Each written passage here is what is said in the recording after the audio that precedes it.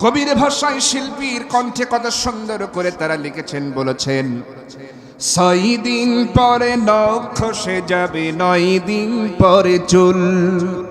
কবর গাহের সামান নিতে কইরো না কেউ ভুল। ৬ দিন পরে নখ খসে যাবে, ৯ দিন পরে চুল।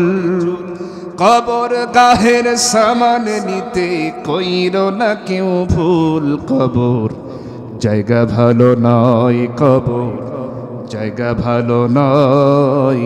আমল দিয়েই কবর গৃহ সাজিয়ে নিতে হয়। আমল দিয়েই কবর গৃহ সাজিয়ে নিতে হয়। ঠিক কিনা? ঠিক কিনা?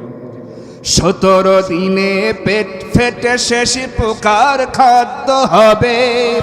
৬০ দিন পরে গোশ থাকবে না, কঙ্কাল পড়ে রবে।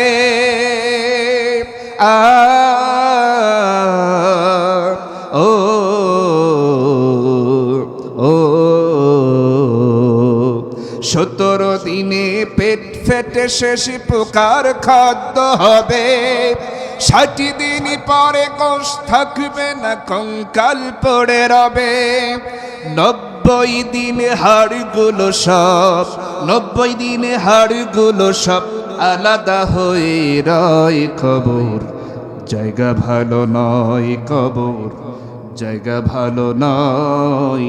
আমল দিয়েই কবর গৃহ সাজিয়ে নিতে হয়।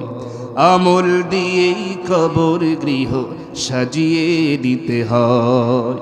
৬ দিন পরে নখ খসে যাবে, ৯ দিন পরে চুল। কবর গাহের সামান নিতে কইরো না কেউ ভুল। কবর জায়গা ভালো নয়, কবর জায়গা ভালো নয়। আমল দিয়েই কবর গৃহ সাজিয়ে নিতে হয়। আমল দিয়েই কবর গৃহ সাজিয়ে নিতে হয়। ঠিক না মাঠি?